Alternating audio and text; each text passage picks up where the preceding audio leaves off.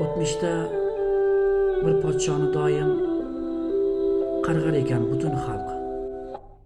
Ammo bir kampir bor ekan muloyim. U podshoni qilarkan duo. Eng qizig'i, podshoning o'zi zolimligini yaxshi bilarkan. Bir kun debdi: "Chorlang kampirni, so'rang, nechun duo qilarkan?" Chorlashganda kampirni oxir podsho unga tashlabdi savol: "Meni hamma qarg'aydi axir. Siz duoda. Ne uchun? Men lol."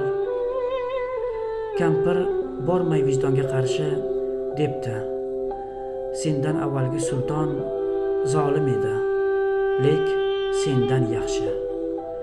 Sen undan-da chiqding ko'p yomon. Shunga seni toki bor holim duo qilgum, to berguncha jon, taxt boshiga o'lsang ey zolim, kelmasin deb sendan battar xon."